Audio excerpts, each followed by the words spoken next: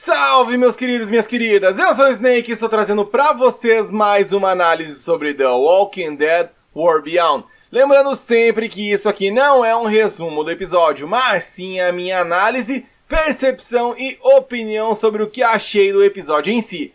Antes de começarmos, queria pedir a você que está assistindo e gostando do conteúdo para se inscrever e ativar o sininho, pois assim você recebe as notificações sempre em primeiríssima mão e assim não perde as novidades.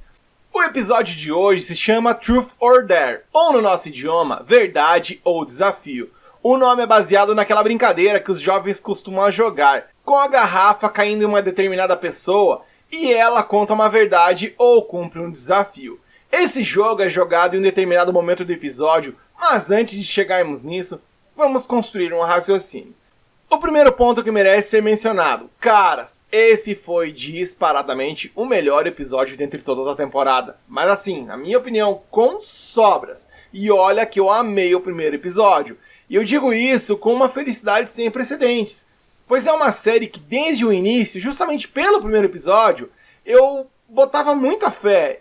Achava que a série seria muito legal.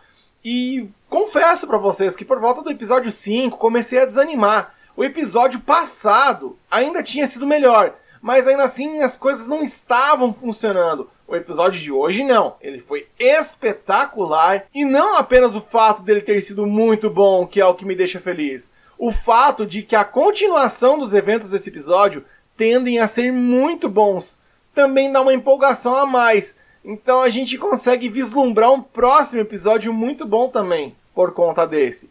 Então dito isso, vamos puxar um pouco os detalhes do que rolou. O episódio é focado na Huck, que descobrimos que o nome dela, na verdade, é Jennifer Malik. Que sempre tive a impressão, e até mencionei aqui nos vídeos anteriores, de que ela era extremamente capacitada, ou ao menos demonstrava ser. E poderia muito bem ser uma luz, ensinar os jovens a se virar nesses novos desafios, nessa jornada, mas que ela estava sendo muito mal aproveitada na série. Nesse episódio, tivemos a confirmação desse fato.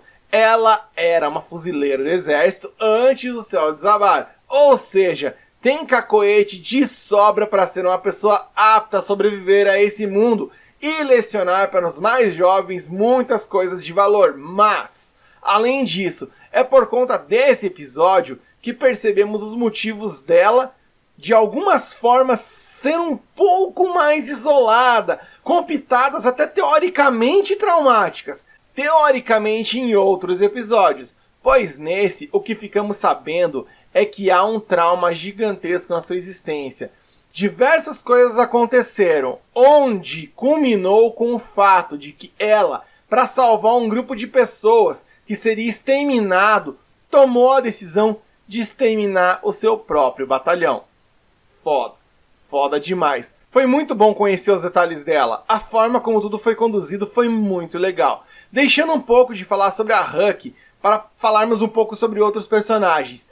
Temos o grupo fazendo a interpretação dos mapas vazios do CRM, que através de transparências encontradas no caminhão que eles encontraram, somadas com as projeções de luz, mostravam os locais de importância para eles. No caso, pontos de combustível, por exemplo. Somado a isso, Iris se utilizou do mesmo artifício no mapa que ganhou da Elizabeth lá no primeiro episódio para localizar o paradeiro, entre aspas, exato do pai dela, dando a eles agora um norte para a jornada. Sabendo onde encontrar combustível e o pai das meninas, a noite se torna algo comemorativo, onde todos resolvem beber, com exceção de Silas, que só acompanha o grupo.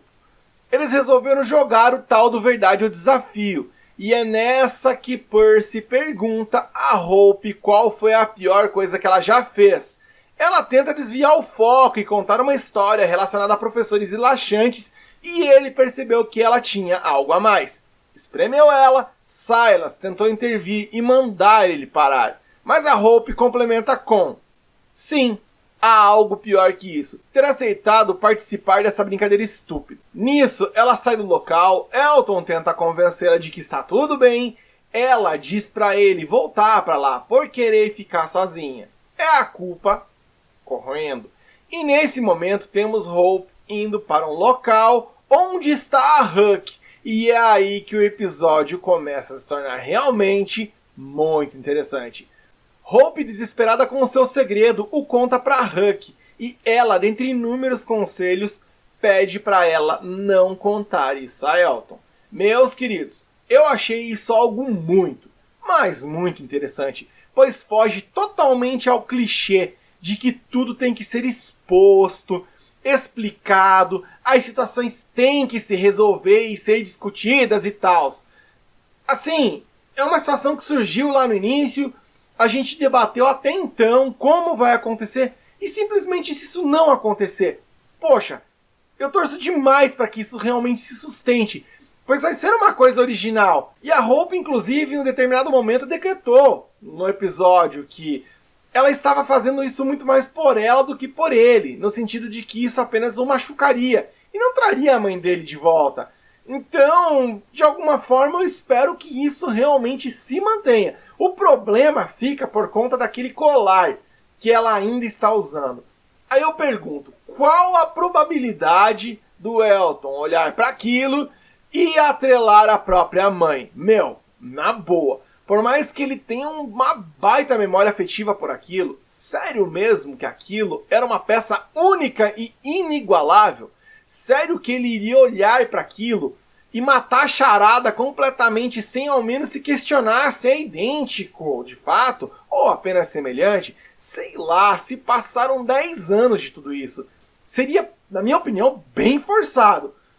Por isso eu vou ficar bem feliz se eles manterem essa postura, mas eu ainda tô achando que esse colarzinho vai deixar a deixa, por assim dizer, pra ele descobrir e rolar uma treta, uma discussão, e eles têm que resolver isso. Mas, seguindo em frente com as coisas legais, tivemos um momento de tensão muito da hora com a Hope sendo feita de refém por um estranho, enquanto a Huck negociava com ele para que ele deixasse a menina sair. Olha a frieza que ela conduziu essa situação. Sensacional! A forma como ela negociou, convenceu e finalizou, minha nossa, foi muito fria, digna da história dela, do passado dela. Converge com o discurso de se adaptar, de deixar as coisas para trás e fazer o que precisa ser feito. Que a vida em um apocalipse não é um conto de fadas onde só há espaço para alegria e diversão. O trabalho sujo, infelizmente, precisa ser feito.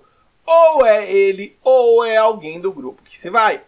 Outra coisa que esqueci de mencionar foi a presença de vazios já no início do episódio, que não teve, assim, batalhas e nada do tipo, mas foi muito legal, porque de alguma forma a gente acabou vendo zumbis no início. E isso já passa uma sensação de preenchimento, para que os minutos dos episódios não acabem ficando sem nada, né?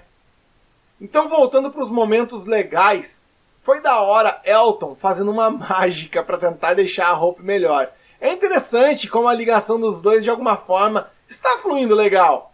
E falando em ligação, tivemos Percy chamando a Iris no caminhão para devolver as luvas para ele em 1 hora. O desenrolar de tudo isso foi muito legal, pois quando ela foi lá no caminhão, havia um cenário montado para ela e explico.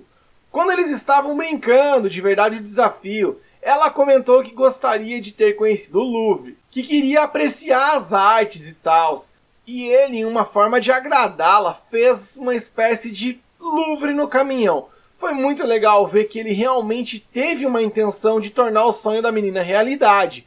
Foi um gesto gentil, agradável, e isso nos leva para o final do episódio, que envolve Silas. Silas, por ter claramente desenvolvido sentimentos pela Iris, está visivelmente incomodado com a aproximação entre ela e Percy, e podemos ver os olhares em diversos momentos do episódio.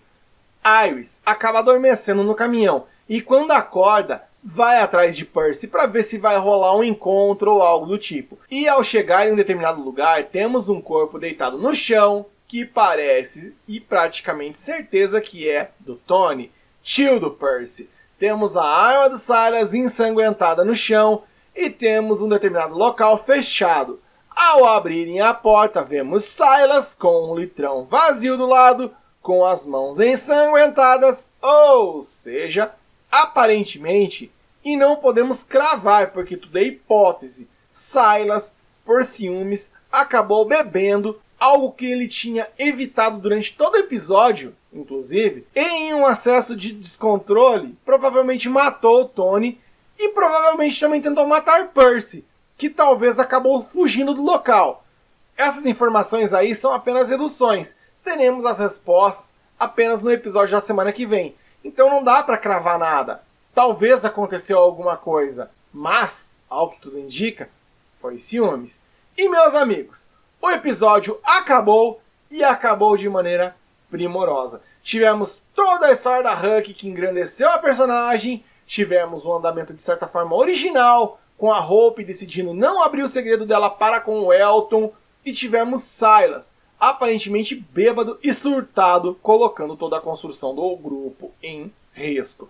Então tivemos muitas coisas legais acontecendo, o episódio foi movimentado na questão de diálogo, tivemos diálogos interessantes, as coisas foram conduzidas de maneira muito interessante, e temos um gancho para que provavelmente o episódio 8 seja tão bom quanto o episódio 7. Como eles irão conduzir isso? De que forma as coisas vão acontecer a partir de agora? Veremos no próximo episódio. Mas eu estou muito empolgado, pois a sensação é clara de que as coisas começaram a de fato andar e a evoluir. E o bicho vai pegar. E aí, o que você achou do episódio? Curte aí para ajudar na divulgação do conteúdo e deixa o que você achou nos comentários. Vamos conversar sobre. Gostou do vídeo análise? Comenta aqui também. Dúvidas e sugestões, assim como a sua participação, é sempre muito mais do que bem-vinda. Então, forte abraço, meus queridos, e até a próxima!